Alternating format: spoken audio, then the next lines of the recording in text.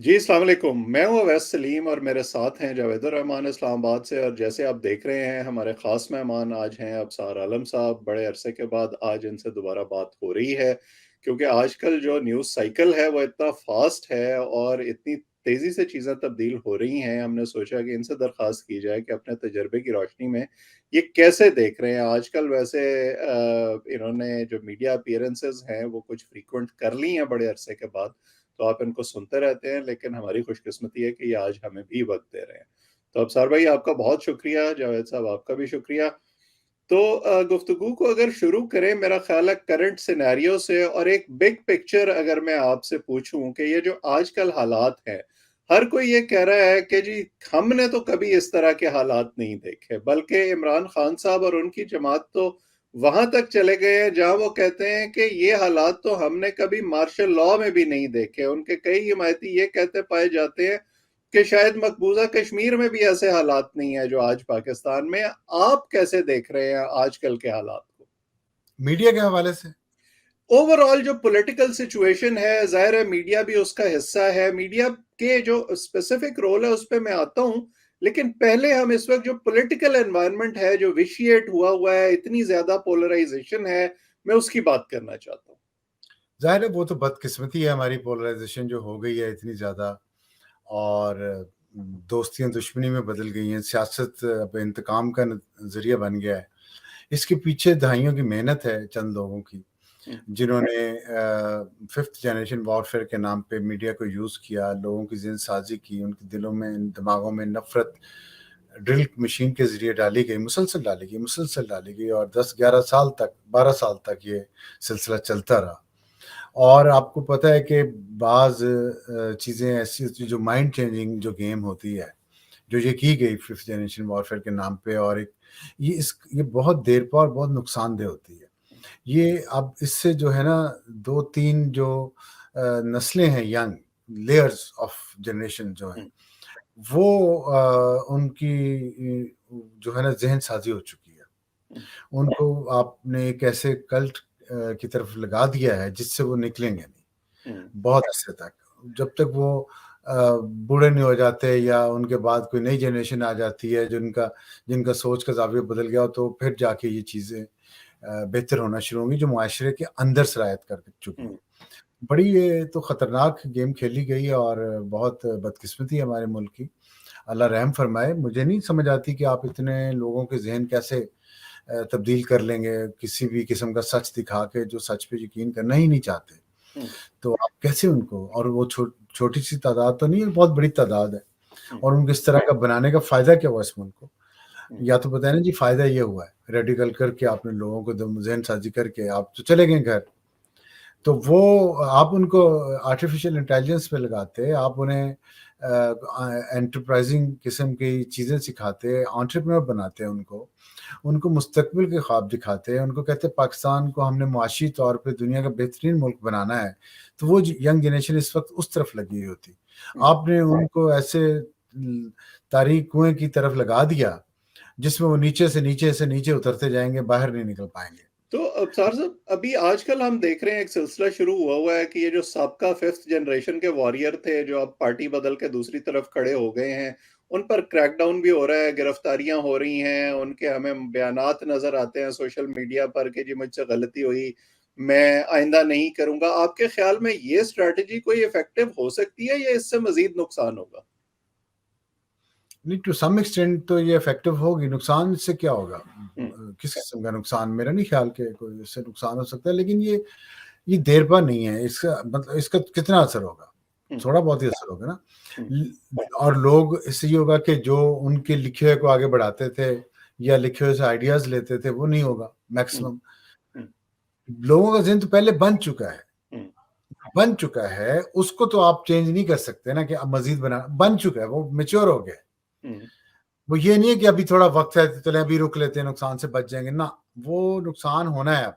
हम्म। हमें अपने आप को तैयार करना चाहिए उस नुकसान के लिए, उसके हम्म। नुकसान को मिनिमाइज करने के लिए। हम्म। और उसका एक तरीका ये है कि जिन्होंने ये इतनी नाकिस पॉलिसी बनाई, जिसने इस मुल्क की जड़ें हिला दी हैं और इस मुल्क के निज़ाम को तबाह कर दिया और इस मुल्क के तमाम इदारों को तबाह कर दिया है, किसी इदारे को, किसी पिलर को इन्होंने मजबूत नहीं रहने दिया, इस जो दीमक अंदर से लगा दी गई है। हर तरफ डिवीजन है, जुडिशरी में डिवीजन है, फौज में डिवीजन है, बहुत खतरनाक डिवीजन है, मीडिया में डिवीजन है, सोसाइटी पूरी में डिवीजन है, रिश्तेदारों में डिवीजन हो गई। ये इसका फायदा क्या हुआ? फायदा समझा दें कि या तो मुल्क में इससे इनकलाब आ गया ना, पिछले आपने 10 साल केपी में इनकलाब देखा, 4 साल कौमी सतह पे भी देखा, क्या इनकलाब आ गया? इस पॉलिसी से नहीं आया ना, तो नुकसान हुआ ना। तो नुकसान जिन्होंने पहुंचाया उनकी कुछ ना कुछ तो उनकी पे जिम्मेदारी डालनी चाहिए ना, तभी जाके लोगों को, तब जाके शायद ये काउंटर नैरेटिव शुरू हो सकता है कि जी ये गलत थे। जैसे हिटलर और उसका गोएबल गलत थे साबित हो गया, तो जर्मनी की नई नस्ल ने इस बात पे यकीन किया, वरना वो ना करते। तो यही वक्त है बजाय इसके कि मजीद तबाही से हम बच जाएं। जिन्होंने ये पॉलिसी बनाई, इस तरह की गंदी पॉलिसी, मुल्क दुश्मन पॉलिसी, अवाम दुश्मन पॉलिसी, उनको कटहरे में जरूर लाना चाहिए, ताकि आइंदा आने वालों को सबक हो और जो उनके फॉलोअर थे उनको भी उनका असल चेहरा नजर आए। ये वैसे अगर सही समझ रहा हूँ तो आप एस्टैब्लिशमेंट की तरफ इशारा कर रहे हैं, और ये आपका बड़ा कंसिस्टेंट स्टांस रहा है मुसलसल पिछली हुकूमत में भी, आजकल भी, कि आप कहते हैं कि बात वहां से शुरू करनी चाहिए। लेकिन ऑब्वियस क्वेश्चन फिर आ जाता है कि बिल्ली की गर्दन में घंटी बांधेगा कौन? क्या हमारे सियासतदान बांधेंगे, हमारी अदलिया बांधेगी, कौन करेगा ये काम? कहाँ से शुरू होगा? अगर मुल्क में बेहतर, ये हर सतह पे शुरू होना चाहिए। नंबर 1, आपने कहा कहाँ से शुरू होना है? हर सतह पे होना चाहिए। इदारों को भी होना चाहिए, मिलिट्री एस्टेब्लिशमेंट को भी होना चाहिए, जुडिशल एस्टेब्लिशमेंट को भी होना चाहिए, मीडिया एस्टेब्लिशमेंट को भी होना चाहिए, और पार्लियामेंटेरियंस को भी होना चाहिए, तमाम सतह पे होना चाहिए। लेकिन बहरहाल ये जिम्मेदारी अब सियासतदानों की है कि वो इस, अगर और सियासतदान जो कहें वो दूसरे सब लोगों के जिम्मेदारी है कि उसको माने, अगर उसमें कोई इल विल नहीं है तो, क्योंकि फिर आप किसी को दोष नहीं दे सकेंगे। जो मुझे इस वक्त इस मुल्क में जो डिवीजन नजर आ रही है, अल्लाह करे वो बिल्कुल वायलेंट ना हो, लेकिन इतनी डिवीजन होनी नहीं चाहिए। ये किसी मुल्क के लिए बेहतरीन है। हम तो बॉटम में पड़े हुए मुल्क है, ऐसी डिवीजन तो अमेरिका जैसी सुपर पावर के लिए बहुत खतरनाक होती है, जिसको कहीं से कोई थ्रेट नहीं है। इतनी ये अंदरूनी उनके जो थ्रेट बन रही है उनके लिए बहुत खतरनाक है। हम तो कुछ भी नहीं है, तो कमजोर मुल्क हैं, गरीब मुल्क हैं, कोई तरक्की नहीं है यहाँ पे, तो हम इससे नीचे और कितना जाएंगे? इसलिए मैं कंसिस्टेंटली इसलिए ये बात कर रहा हूँ क्योंकि मुझे इस बात से अफसोस हो रहा है और मुझे खतरा नजर आ रहा है। तो मुझसे जो बड़े बड़े जहीन और जरखेज दिमाग हैं, क्या उन, और मुझसे ज्यादा तजर्बाकार हैं, तो उनको ये क्यों नहीं नजर आ रहा है? ये मसला सजाओं से हल नहीं होना ना, जजाओं से हल होना है। इसको वाइजली और कॉम्प्रिहेंसिवली टैकल करना पड़ेगा आपको, तब जाके आप इस कौम को कम से कम, सियासी इख्तलाफात होने चाहिए, सियासी राय में भी इख्तलाफ होना चाहिए, लेकिन वो एक तहजीब याफ्ता हदूद के अंदर होना चाहिए। हर लाइन क्रॉस करके नहीं होना चाहिए कि आप मिलने जुलने से, बात करने से ही एक दूसरे से वो ख़त्म। ऐसे तो दुश्मनों से भी कोई नहीं करता। तो हम तो एक कौम है, एक वतन में रहते हैं सब, कोई एग्जिस्टेंस है हमारी। हम कैसे, और हमने ये भी नहीं फैसला किया कि हमने लड़ना है एक दूसरे से। इंडिया से तो जो फैसला है कि लड़ना है, यहाँ तो ये फैसला भी नहीं है। तो फिर क्यों हम अपनी जिंदगी सब अपनी मुश्किल बनाए जा रहे हैं? बेहतर हो सकती है इससे आगे निकले। तो ऐसा लगता है। जी जावेद साहब। हाँ, अफसार साहब, जो आपने अभी बात की वो जरदारी साहब भी वही बात कर रहे थे, और जॉन एलिया का शेर भी है कि कर लिया था मैंने कैदे तरके इश्क, तुमने फिर बाहें गले में डाल ली। सर, ये जरदारी साहब कहते हैं, बल्कि मशवरा दे रहे होते हैं शहबाज शरीफ साहब को पिछले दिनों आयन की गोल्डन जुबली व तकरीब के दौरान, कि आप डायलॉग की तरफ बढ़े, और डायलॉग जो हैं वो वजीर आजम साहब की तरफ से नहीं होंगे या हुकूमत की तरफ से नहीं होंगे, पीटीआई को आगे आना होगा। आप कैसे देखते हैं कि ये कोई डायलॉग कोई हो सकते हैं इस सूरत हाल में जो अब इतना हीट पर पहुंच चुके हैं? देखिए, माजी में तो होते रहे डायलॉग इस तरह की सिचुएशन में, इससे भी बुरी सिचुएशन में भी होते रहे, लेकिन बात है खलूस नीयत की। अगर नीयत नहीं है आगे बढ़ने की, देखिए स्पोर्ट्समैन स्पिरिट क्या होती है। स्पोर्ट्समैन स्पिरिट सिर्फ ये नहीं होती कि आप मैच हार गए और आपने एक्सेप्ट कर लिया। स्पोर्ट्समैन स्पिरिट ये भी होती है कि आपको पता है कि अंपायर ने चंद गलत फैसले दिए हुए हैं, आपके खिलाफ फाउल्स ज़्यादा डिक्लेयर किए गए हैं, गलत थे वो, वो फैसले भी, किसी को आउट गलत दे दिया गया, किसी को नहीं दिया गया आउट, ये सब चीज़ें होने के बावजूद एक ऑनरेबल कैप्टन जो होता है ना, वो स्पोर्ट्समैन स्पिरिट दिखाता है और रिजल्ट को एक्सेप्ट करता है ताकि टूर्नामेंट आगे चलता रहे, उसमें गंद ना पड़ जाए। वो मैच हार के, विकेटें उखाड़ के, पिच को उखाड़ के वो विकेटें लेके भाग नहीं जाता कि अब मैं किसी और का मैच ही नहीं यहाँ पे होने दूंगा। इसका मतलब है कि आपकी वो स्पिरिट नहीं है टूर्नामेंट में शिरकत की, जिसमें हार जीत दोनों शामिल हैं। आप सिर्फ जीतना चाहते हैं, आप सिर्फ इक़्तिदार में रहना चाहते हैं। अगर आपको वोट ऑफ नो कॉन्फिडेंस के जरिए निकाला जाएगा तो आप उस फैसले को एक्सेप्ट नहीं करेंगे। ये स्पोर्ट्समैन स्पिरिट नहीं है। और आप, ये तो मैंने अभी बीच की बात की है ना, 1 साल पुरानी। और जहाँ तक मुज़ाकरात का ताल्लुक है, इमरान साहब आज तक आप मुझे बता दें कब मुज़ाकरात के लिए संजीदा थे? 2013 का इलेक्शन हारा है जब उन्होंने, तो नवाज शरीफ वज़ीर-ए-आज़म होने के बावजूद उनके घर चले गए और जाके, बल्कि हॉस्पिटल पहले गए हैं। जब वो ज़ख्मी थे उन्होंने अपनी मुहिम रोकी और फिर इलेक्शन जीतने के फ़ौरन बाद वो हॉस्पिटल गए उनकी आदत के लिए, और वहाँ पे जो नारे लगे नवाज शरीफ के खिलाफ, वो शायद आपको पता है या नहीं पता, वो पता कर लीजिएगा। उसके बाद जब वो वज़ीर-ए-आज़म बन गए, इमरान खान बनी गाला आ गया, फिर टेम्परेचर को नीचे लाने के लिए कुछ 6-8 महीने बाद नवाज शरीफ उसके घर गए थे वज़ीर-ए-आज़म होते हुए। कोई उन्होंने अपनी मूंछ ऊंची नहीं रखी, कुछ उन्होंने, वो गए घर और फिर एक हमें लगा कि मुल्क आगे की तरफ बढ़ेगा। लेकिन क्या हुआ, विद इन फ्यू मंथ्स 2014 का धरना शुरू कर दिया खान साहब ने। उसके बाद कितनी बार, उसके बाद नवाज शरीफ के साथ क्या हुआ, उनकी बेटी के साथ क्या हुआ, उनकी पार्टी के साथ क्या हुआ, कितने लोग उनके गिरफ्तार हुए, सब कुछ हुआ। जैसे आपने कहा मीडिया की भी बात की, मीडिया पे भी अटैक हुआ। उसके बावजूद क्या ये नो कॉन्फिडेंस मोशन के बाद डिसाइड नहीं हो गया था फॉरेन इलेक्शन में जाने का?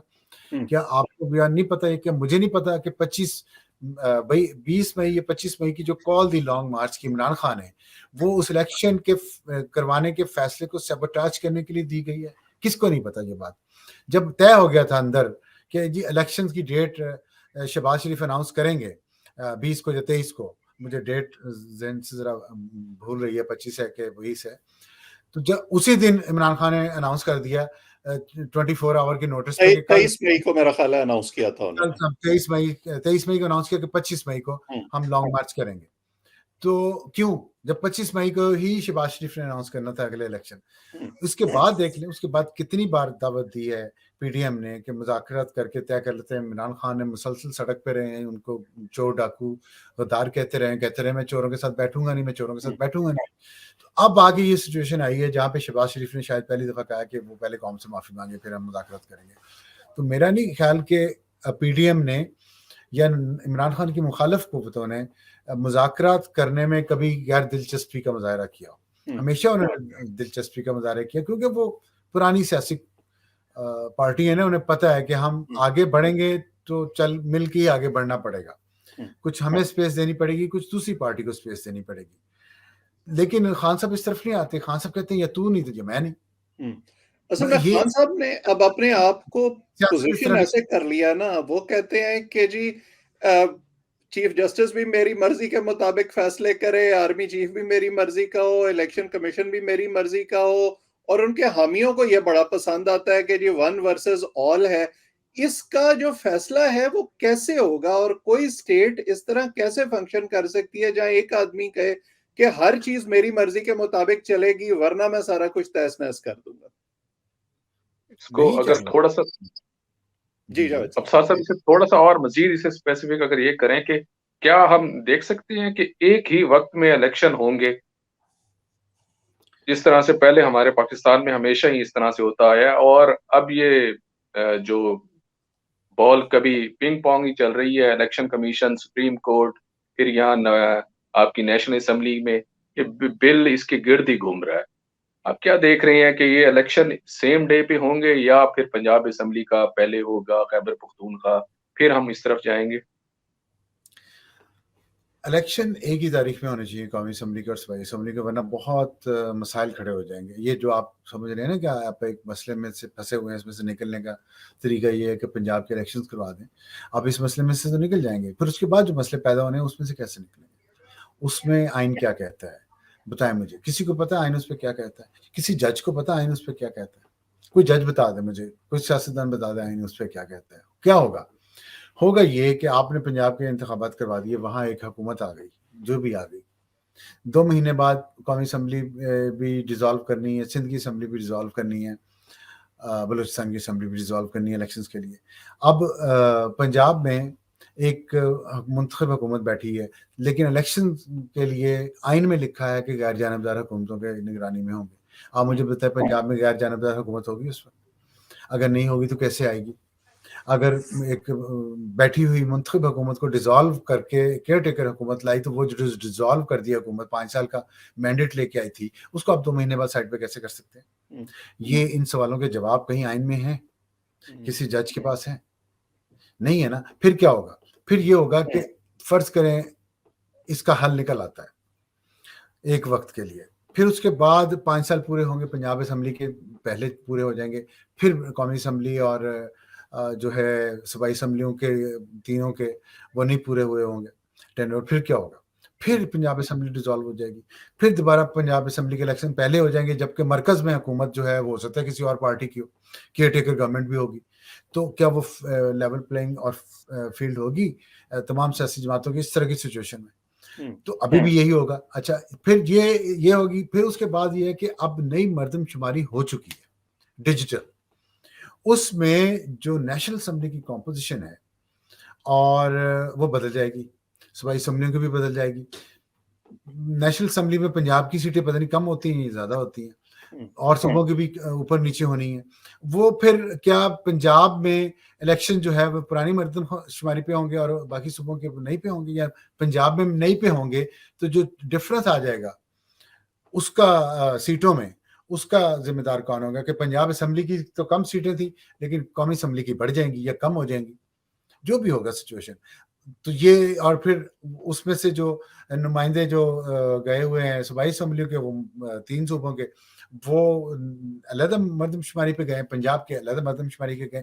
इसका एनएफसी वार्ड पे कोई फर्क पड़ेगा हिस्से में कि नहीं पड़ेगा? इस पे सोचा किसी ने सोचा इस बात पे कि अगर इस तरह का सिनेरियो बन जाए कि अलग पंजाब में हुकूमत और दूसरी जगहों पे अलग हुकूमत और अलग अलग इलेक्शन हुए हैं अलग मर्दमशुमारी की बुनियाद पे, जिससे सीटों का नंबर जो है वो बदल चुका है, उसका असर एनएफसी अवार्ड की तकसीम पे क्या पड़ेगा? ये बड़ी अहम बात है।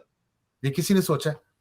ये जजेस ने क्यों नहीं सोचा? तो एक ये कोई, और फिर ये मुझे बताएं, एक तो ये कि 90 दिन में तो अभी भी नहीं हो रहा है वायलेशन, तो जो वायलेशन है वो ऑलरेडी हो चुकी है, उसका क्या उसका उसका वो आपने रास्ता निकाल लिया, तो ये क्यों नहीं निकाल सकते कि एक ही दिन इलेक्शन? मैं ये नहीं कहता अक्टूबर में हो, अगस्त में करवा ले, सितंबर में करवा ले, जुलाई में करवा ले, एक दिन की मैं तो बात कर रहा हूँ ना। और ये निगोशिएशन से होगा। निगोशिएशन में इमरान खान सब चोरों से डाकुओं से करना नहीं चाहते। फिर इधर है, हम बंद गली में है ना। और फिर दूसरी बात, आइन की खिलाफ वर्जी है 90 दिन। आइन में ये भी तो है ना कि 60 दिन में इलेक्शन करवाने हैं, बाई इलेक्शन, जहाँ पे अराकीन मुस्ताफी हो जाए। 90 अराकीन पीटीआई के मुस्ताफी हुए, वो 60 दिन पूरे नहीं हुए अभी तक। उस पर लाहौर हाई कोर्ट ने स्टे ऑर्डर दिया हुआ, क्यों? वो आइन की खिलाफ वर्जी नहीं हो रही। वहां 60 दिन में 90 कौमी असम्बली की सीटों पे इंतखाबात होने थे, वो नहीं हो पाए, एलएचसी का स्टे है। ये आइन की खिलाफ वर्जी नहीं हो चुकी 60 दिन की, ये आइन की तशरीह। वैसे तो वो केपी में भी इलेक्शन होने चाहिए, लेकिन वहां ना पीटीआई इंटरेस्टेड नजर आती है, ना अदालत उस तरह से प्रोएक्टिव है। वहां पे सारा फोकस पंजाब पे ही लग रहा है। यही तो कह रहा हूँ ना कि वो आइन की खिलाफ वर्जी नहीं है, केपी में इलेक्शन नहीं हो रहे 90 दिनों में। वहां की कोई, वहां के लिए फैसला भी नहीं आया, बल्कि पंजाब के फैसले में कह दिया पंजाबी जजों ने कि केपी वाले जाएं किसी और फोरम पे जिस पे भी जाना चाहते हैं। क्यों? ये पंजाब को भी कह देते। पंजाब के केसेस तो 2 पेंडिंग भी पड़े थे हाई कोर्ट में, और यही जस्टिस मीनाल्लाह का, जस्टिस या फरीदी का, जस्टिस मंसूर अली शाह का और जस्टिस मंदोखेल का, यही तो पॉइंट ऑफ व्यू है। यहाँ पे एक ज़रूरी सवाल पैदा होता है, इमरान खान साहब ने ये 2 असेंबलियां इसलिए नहीं तोड़ी थी कि वो इन सूबों में अपनी हुकूमत दोबारा बनाना चाहते थे। उनका ये ख्याल था कि इससे प्रेशर बनेगा, कौमी असेंबली भी टूट जाएगी और सब इलेक्शन इकट्ठे होंगे। वो तो नहीं हो रहे। तो जहां उन्होंने 1 साल इंतजार कर लिया है, चंद महीने और वो क्यों नहीं कर सकते? बज़ाहिर तो ऐसा लग रहा है कि हर गुजरते दिन के साथ उनकी मकबूलियत बढ़ रही है, हुकूमत की मुश्किलात बढ़ रही हैं, तो वो तो जितना ज्यादा वक्त गुजरेगा उनको फायदा होगा। आखिर जल्दी किस चीज किया उन्हें? इसमें देखिए, ये जो है ना, आपने बात शुरू कहाँ से की थी? मैंने कहा था कि उन्होंने इस वजह से तोड़ी थी ना असेंबलियां, कि हाँ, कौमी असेंबली असेंबली। नहीं टूटेगी। ये असेंबली तोड़ना उनका एक सियासी दाव था। हम्म, इसका अवाम की बेहतरी से, मुल्क की बेहतरी से, मुल्क की मईशत से कोई ताल्लुक नहीं था। हम्म, मैंने बताया ना कि स्पोर्ट्समैन स्पिरिट उन्हें दिखानी चाहिए थी ना, असेंबली में बैठते हो, कौमी असेंबली में हारने के बाद, और वहां अपनी बात करते। असेंबलियां दो हुकूमती सभाई उनके पास थी, उनको भी साथ रखते, इस तरह स्ट्रगल करते ना। उन्होंने कहा नहीं, मैं निकलूंगा तो सारा मैं महल धड़ाम से गिराऊंगा। ये जब वो सोच हो जाए तो फिर यही होना था। उस बुनियादी सवाल पे कोर्ट्स ने गौर क्यों नहीं किया, जिसका अतर मिनल्ला ने पहले ही सो मोटो वाले दिन, पहले दिन ये कह दिया था कि इस बुनियादी सवाल पे हम क्यों नहीं डिस्कस कर रहे कि असेंबलियां तोड़ने की वजह जेन्युइन है ये नहीं। नंबर वन तो ये है। और दूसरा जो आखिर में आपने, तो इसलिए वो तो बदनीयती जाहिर हो रही है, सियासी उसमें उन्होंने वो लेना था। और इंतजार क्यों नहीं कर रहे उस वक्त? इसलिए जल्दी में थे कि वो समझते थे कि जनरल कमर बाजवा के रिटायर होने से पहले वो मुंतखब होकर दोबारा वजीर आजम आएंगे और फिर अब दोबारा वो अपनी मर्जी से जनरल फैज को आर्मी चीफ लगाएंगे। इसलिए वो अक्टूबर नवंबर से पहले इलेक्शन करवाना चाह रहे थे पिछले साल। जब वो खत्म हो गया, वो मसला हल हो गया, तो अब वो ये चाह रहे हैं कि जो चीफ जस्टिस उमर बंदयाल साहब हैं ये सितंबर में रिटायर हो रहे हैं, तो इनके रिटायरमेंट से पहले पहले इलेक्शन हो जाए ताकि उनको जो फायदा होना हो जाए। पहले मिलिट्री इस्टेब्लिशमेंट के साथ मिलकर वो खेलना चाह रहे थे, वो मामला जरा पीछे गया है, तो अब वो जुडिशियल इस्टेब्लिशमेंट के साथ मिलकर खेलना चाह रहे हैं। मसला ये मसला है, और तो कोई मसला नहीं। उन्हें अगर मकबूलियत उनकी बढ़ रही है तो फिर इंतजार कर लें, 4 महीने रह गए, 5 महीने। जावेद साहब, वैसे तो अफसार साहब जब बोल रहे हो तो उनसे कुछ सवाल तो करना बड़ा मुश्किल हो जाता है। अफसार साहब ये बताएं कि नवाज शरीफ साहब के आने की, जैसे लगता है कि कभी मरियम नवाज साहबा ने भी कहा कि वो आ रहे हैं, राना सनाउल्लाह साहब तो हर दूसरे चौथे दिन ऐसी बात कर रहे होते हैं। कुछ हमें बताएं कि कोई इनका आना, जब आएंगे कौन से केसेस फेस करेंगे, और क्या उनके दिल में अभी भी ख्वाहिश है वो इलेक्शन लड़ने की, अगर ये सारे केसों से क्लियर चिट ले लेते हैं? एक बड़ी मजेदार बात है हमारी सोसाइटी में कि आधे लोग जो है ना वो चाहते हैं नवाज शरीफ वापस आए, और वो इसलिए पूछते हैं नवाज शरीफ कब आ रहे हैं। आधे लोग उनके जो मुखालिफ हैं ना, आधे वो भी आप देखें, किस्मत की सितम जरीफी देखें कि वो भी पूछते हैं नवाज शरीफ कब आएंगे। हालांकि अगर नवाज शरीफ इररिलेवेंट है, जो बना दिया गया या बनाने की कोशिश की गई, अब आप देखें कि उनके हामी और मुखालफिन दोनों ये चाह रहे हैं कि वो पाकिस्तान है, दोनों उनके बारे में बात करते हैं, भी छोड़ दें फिर। मेरा ख्याल है मुखालफिन ये भी सोचते हैं कि किथे आ ही ना जान। एग्जैक्टली ये भी तो एक, अगर वो इररिलेवेंट हो गए हैं तो उनके बारे में क्यों बात इतनी होती है? एक बंदा इररिलेवेंट, अल्ताफ हुसैन के बारे में इतनी बात नहीं होती कि वो इररिलेवेंट है ना, तो इनके बारे में भी नहीं होनी चाहिए। लेकिन इससे एक बात तो ये साबित हुई कि नवाज शरीफ रेलेवेंट हैं। तो अब आता हूँ मैं वापस उसी गेम की तरफ जो खेली जाती है बार बार, कभी किसी को माइनस करने पे, कभी किसी को माइनस करने पे, उसके नतायज ठीक नहीं होते, उससे मुल्क पीछे चला जाता है। मैं एक दिन हिसाब लगा रहा था कि 1999 में नवाज शरीफ गए ना, 1997 में उन्होंने इलेक्शन लड़ा। 1997 के बाद उनको इलेक्शन लड़ने की इजाजत मिली 2013 में। 16 साल में एक बार उन्होंने इलेक्शन लड़ा। उसके बाद अभी देख लें 5 साल गुजर चुके हैं मजीद। 21 साल में नवाज शरीफ एक दफा इलेक्शन लड़ सके और वजीर आजम बन गया। अब आप मुझे बताएं ये क्या है? क्यों ऐसा? आपने 21 साल में उस बंदे को एक बार इलेक्शन लड़ने दिया और वो फिर भी वजीर आजम बन गया। तो क्यों ऐसी, इनसे सबक, इससे रिजल्ट क्यों नहीं आप लोग देखते? तो ये मंसूबे बनाते हैं। ये सुप्रीम कोर्ट ये बिल अब दोबारा ज्वाइंट सेशन से मंजूर हो चुका है, अब दोबारा आना है और 10 दिन के अंदर आ जाना है, तो उसके साथ इनको अपील का हक भी हो जाना है। तो आप क्या देखते हैं कि वो अगर सामने पेश होते हैं, अपना सऊदी अरब का यात्रा करके यहाँ आते हैं, तो और जिस तरह से वो इश्तिहारी हैं, पहले उनको जाना पड़ेगा कोर्ट, वहाँ उनको पेश होना पड़ेगा, और वो इतना मुश्किल नहीं है, वो चांसेस यही है कि उनको उसमें से बेल मिल जानी है, क्लियर चिट मिल जानी है। तो ये सुप्रीम कोर्ट का बिल उनको अपील का हक भी दे देगा। तो इसका फ़ायदा होगा, आप क्या देखते हैं कि वो वही सवाल मेरा अभी उसी तरह से है कि वो इलेक्शन का दिल में अभी रखते हैं ख्याल के इलेक्शन लड़ेंगे? हाँ, मैं उसी का जवाब देने वाला था, लेकिन आपने बीच में काट के ये सवाल पूछ लिया। मैं उसी की तरफ आ रहा था। वो देखिए, अब मैं आपके सवाल का दूसरा जो भी पूछा, इसका भी साथ ही जवाब दे देता हूँ। मेरा ख्याल है कि अगर सुप्रीम कोर्ट के चंद एक जजेस ने अपनी हदूद से बाहर कदम रखना ना बंद किया तो चीज़ें ठीक नहीं होंगी। अब एक्सेप्टेंस लेवल लोगों का भी बहुत कम हो गया है। पहले तो लोग चुप कर जाते थे ना, एक साइड चुप कर जाती थी, ये दो साइड ही चुप कर जाती थी, अब कोई साइड भी चुप नहीं करती। ये चीज़ समझने की ज़रूरत है जजेस को। तो ये नहीं हो सकेगा कि अब वो हर चीज़ बुलडोज करते जाएं और उनको क्रिटिसिज्म ना हो या उनसे सवालात ना पूछे जाएं, लोग करेंगे। दूसरी तरफ के गलत जज करेंगे तो उनके साथ भी करें। मैंने बताया डिवीजन होगी, डिवीजन होगी तो फिर ये तो होगा। फिर तो आप कितनी ज़बानों को रोक सकेंगे जब हर जगह डिवीजन होगी। तो जहाँ तक नवाज शरीफ का ताल्लुक है ना, बात फिर मैं इसको एक इसका तस्वीर का दूसरा रुख भी है जावेद। एक रुख जो आपने दिखाया ना, एक दूसरा रुख भी है। नवाज शरीफ को लोग कहते हैं फायदा होगा, वो फायदा होगा नवाज शरीफ के लिए, ये कानून बन गया। एक शख्स के साथ अगर बेइंसाफी हुई हो, फर्ज कर लें, मैं ये नहीं कहता कि उनके साथ बेइंसाफी हुई है या आप नहीं मानना चाहते तो ना माने कि उनके साथ बेइंसाफी नहीं, आपका इंसाफ हुआ है। मैं कहता हूं फर्ज करें अगर एक बंदे के साथ बेइंसाफी हुई है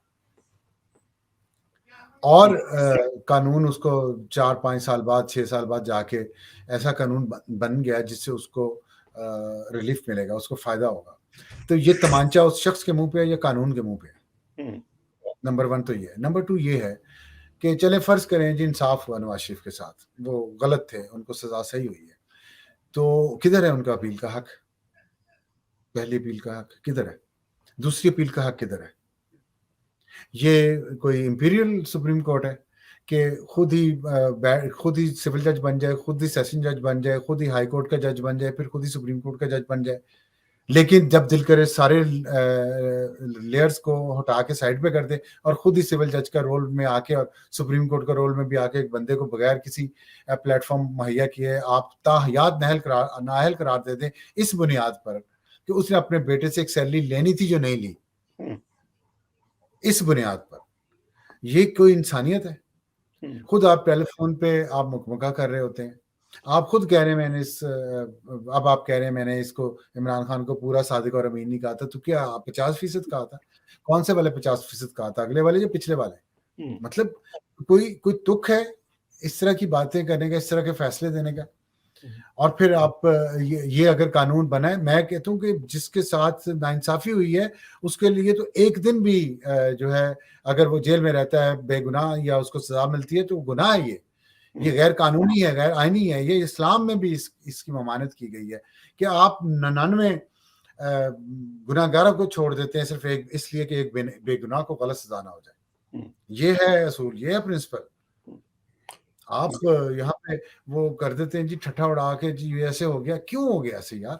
क्यों हो गया कि जाती रंजिश, जाती बुग़्ज़ पे आप एक आइन का और कानून का उस तराजू का जो पैगंबरी तराजू है जो अल्लाह ने सबसे पहले हिसाब मुनसिफ का लेना, आप उसको गलत तोलें, सिर्फ जाती बुग़्ज़ की वजह से या किसी मफाद की वजह से?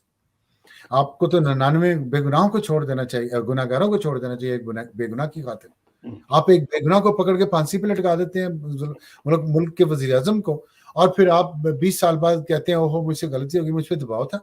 आप पे दबाव था, आपने ज़ुल्फ़िकार अली भुट्टो को फांसी लटका दिया। अब आप नौकरी भी नहीं छोड़ सके। आप में और उस किराए के कातिल में क्या फ़र्क है? जिसको पैसे दिए जाते हैं कि फलाने को कत्ल कर दो, आपको भी तो पैसे दिए गए ना। आपको तो महीने की सैलरी पे रखा गया ना कि इसको कत्ल करना है तुमने, आपने कर दिया। फिर आप में और किराए के कातिल में क्या फ़र्क है? मैक्सिमम था ना कि आप रिजाइन कर देते, नौकरी छोड़ देते, अल्लाह रिस्क दे देता है कहीं और से। आप एक बेगुनाह को, आपको पता है बेगुनाह है, चाहे भुट्टो में जितनी भी खामियां जो भी थी, आप उसको फांसी पे लटका देते हैं, आप उसको ताहियात नाअहल करा देते हैं, उसके तमाम बुनियादी हकूक सल्ब कर लेते हैं इस बुनियाद पे उसने अपने एक बेटे से तनख्वाह नहीं ली, और फिर उसके इन दोनों केसेस को आप कहीं मिसाल नहीं बनाते, बनने नहीं देते आप मिसाल। ये इतने बोधे केसेस हैं, कहीं कोर्ट नहीं होते। कोई कोर्ट करना चाहे तो जज झड़क के उसे चुप करवा देते हैं। क्यों इतना गिल्ट है? बिल्कुल करें गिल्ट को, कहें कि हमने गलतियां की हैं, माफी मांगे कौम से, आगे बढ़े। कोई नहीं कहता आप यहाँ पे फांसियां लगाएं और ये करें वो करें, लेकिन अपनी गलतियां, इतने बड़े बड़े ब्लंडर्स, बिलियंस ऑफ डॉलर का एक इनके सुप्रीम कोर्ट के डिसीजन से पाकिस्तान को नुकसान हो गया, कार के पावर प्लांट के केस में और रेकोडेक में। किस लिए? इनके क्या ताल्लुक? तो पाकिस्तान स्टील मिल को उन्होंने प्राइवेटाइज नहीं होने दिया। आज क्या हाल है? उसने कितने पैसे खा लिए हमारे मजीद। बिल्कुल। तो ये बताएं कि ये जो अदालतों में जो कुछ आज हम देख रहे हैं, इसके मुहर्रिकात वही हैं जो हमेशा हुआ करते हैं, या ये बस अपने तौर पे ही कर रहे हैं सारा कुछ? देखिए, मैंने आपको पहले सवाल में शायद बता दिया था कि डिवीजन हो चुकी है इस मुल्क में बहुत शदीद, गहरी, वर्टिकल। तमाम पिलर्स, तमाम इदारे जो हैं स्टेट के, और सब डिवाइड हो चुके हैं। ये प्रोपेगेंडा इतनी खतरनाक चीज है भाईजान। ये मीडिया की जो डबल एज वेपन है ना, ये बहुत खतरनाक है। जो दुश्मन को नुकसान पहुंचाए ना पहुंचाए, अपने आप को पहुंचा देता है, और उसने पहुंचा दिया है। और मेरा इसको तकसीम किया जाना बहुत बड़ा गुनाह है। पहले ही हमारे दरमियान मुश्तरकात कम थे, जो कॉमन थिंग्स थी वो कम थी। अब तो वो भी, उसको भी नहीं हम रिकॉग्नाइज करना चाह रहे, एक्नॉलेज करना चाह रहे। हम कहते हैं बस ठीक है, आप और हैं और हम और हैं, इतने। और अपने अब तो इदारों में मैं कह रहा हूँ ना, जैसे जुडिशरी में इख्तिलाफात हैं, इसलिए आपको ये सब नजर आ रहा है। बिल्कुल। तो मेरा आखिरी सवाल भी इसी से मुतल्लिक है कि इमरान खान साहब भी ये कहते हैं कि जी फौज सबसे मजबूत अदारा है, वो अपनी गलतियां सुधारे। मरियम बीबी, नवाज शरीफ साहब ये कहते हैं कि वो अपनी गलतियां सुधारें और वहां से शुरू करें जहां से ये सारा सिलसिला, जिसकी तरफ आपने भी इशारा किया है, शुरू हुआ था। अब ये पहले आप और पहले आप की जो जंग है, इसमें ये मामला सुधरेगा कैसे? और आपने क्योंकि 2-3 बड़े आपने कॉलम लिखे हैं जो मेरा ख्याल है चशम कुशा किस्म के कॉलम थे। आप खुद भी, आपकी फैमिली भी उसका निशाना बनी। आपको लगता है कि वो सिलसिला अभी बंद हुआ है या उसी तरह से जारी है? आपने कहा कि पहले आप, मैं समझता हूं कि पहले वो जिसका कसूर ज्यादा है, जिसके पास ताकत ज्यादा है, चाहे वो हुकूमत में या बाहर है, इसको छोड़ दें। तो मैं तो ये समझता हूँ, ऑनेस्टी तो ये है, इंटेग्रिटी तो ये है, मुल्क के साथ मोहब्बत तो ये है कि मैं अगर ताकतवर भी हूं और मैंने गलती भी सबसे पहले ज्यादा की हुई है, तो घर में खड़े होकर सबसे पहले मुझे कहना चाहिए कि सबसे बड़ा कसूर मेरा है। ये मर्दानगी है, ये ऑनेस्टी है, और यही हुब्बुल वतनी है। चले, ये भी नहीं होता तो कोई और पहल कर ले, हुकूमत कर ले पहल, पार्लियामेंट कर ले पहल, सियासतदान पहल कर ले। लेकिन सियासतदानों को जो भी मान लेंगे उससे जमीन आसमान का फर्क नहीं पड़ना, क्योंकि सियासतदानों को सजाएं भी बहुत मिल चुकी हैं। सियासतदान फांसियां लटक चुके हैं, सियासतदान जिलावतनियां उठा चुके हैं, सियासतदान जेलों में रह चुके हैं सालों साल, सियासतदान दाहयात नहल हो चुके हैं अपने करतूतों की वजह से, अपनी बुज़दिली की वजह से, या अपने काम ना करने की वजह से, या अपनी काबिलियत की वजह से, या अपनी नाअहलियत की वजह से वो सजाएं भुगत चुके हैं। किसी और ने सजा कोई नहीं भुगती अपनी नाअहली की या नाकाबिलियत की, किसी ने नहीं भुगती, न जजों ने, न जर्नैलों ने, न मीडिया के लोगों ने। इक्का दुक्का वाकयात है, वो अलग चीज है, लेकिन कोई किसी को सजा नहीं मिली। तो कम से कम इतना तो करें ना कि अब आप खड़े होके हम सब अपने अपने हाथ उठा के कहें कि हाँ हमसे ये गलती होंगी, हमें माफ कर दिया जाए। इतना तो कहना पड़ेगा। बगैर आप माफी मांगे नहीं, अपनी गलती पे शर्मिंदा नहीं, मैं माफ करता फिरूं, मैं कौन, मैं खाम खा, तो इससे बात नहीं बनेगी ना। जब आप खुलूस ही नहीं किसी पे जाहिर कर रहे हैं अपना कि हम पुरखुलूस हैं, इसलिए हम अपनी, देखिए पुरखुलूस वही होता है रिश्ते में जो अपनी गलती मान के आगे बढ़ जाए। बल्कि बाज तो ऐसे भी होते हैं जिनकी गलती नहीं भी होती, फिर भी मान के माफी मांग के, ताकि रिश्ता आगे चले। हमारा रिश्ता ही है ना, बंधन ही है ना, कनेक्शन ही है ना। तो सबका, इदारों का आपस में, लोगों का आपस में, तो सभी अपनी अपनी गलती माने, सभी एक दूसरे को माफ कर दें और आगे चले। एक लकीर खींच देना। ये तो नहीं है कि माफी आप निकल रहे हैं, खिड़की से निकलने के लिए आप माफी मांग रहे हैं, शो कर रहे हैं कि जी मैं बड़ा शर्मिंदा हूं, हम नहीं अब ये करेंगे, लेकिन जैसी खिड़की से निकले फिर शुरू हो जाए घूम। फिर ये घंटा घर है फैसलाबाद का, घूम के आप वहीं आ जाएंगे 10 साल बाद, 5 साल बाद वहीं आ जाएंगे। फिर अगर इस दायरे से निकलना है, रास्ते पर पढ़ना है लंबी मंजिल की तरफ, तो फिर इसको एक दफा बंद कर दें। बिल्कुल। लेकिन आपकी बातों से तो मुझे यही लग रहा है, वो जो पंजाबी में कहते हैं ना कि ना होने वालियां गल्लां कर रहे हो तुसी, क्योंकि हमारे यहाँ तो ये दायरों का सफर जो है वो इसी तरह जारी है। हर चंद साल के बाद वो व्हील री-इन्वेंट होना शुरू हो जाता है, शख्सियात के साथ तरजीहात बदलती हैं और वो मामला जो है वो उसी तरह से आगे चलता रहता है। अफ़सोसनाक है और उसी की वजह से हम यहाँ तक पहुँचे हैं। अब मसला ये है कि आपके साथ जितना भी वक़्त हो, वो कम लगता है और तशनगी रह जाती है कि बहुत सारी बातें हैं जो पूछने वाली थीं, लेकिन वो रह गई हैं। बट इस उम्मीद के साथ कि आप के साथ अगली दफ़ा इतना वक़्फ़ा नहीं होगा और हम आपके साथ जी, बातचीत का ये सिलसिला जो है वो जारी रखेंगे। आप हमें नया दौर पे इस वक़्त देख रहे हैं और हमारे साथ जुड़े रहें ताकि हमारे मेहमानों से आपकी मुलाकात होती रहे और ऐसी गुफ्तगू आपको आइंदा भी सुनने को मिलती रहे। जावेद साहब आपका और ख़ास तौर पर अब्सार साहब आपका बहुत-बहुत शुक्रिया। जो लोग हमें देख रहे हैं, आप सबका भी बहुत शुक्रिया।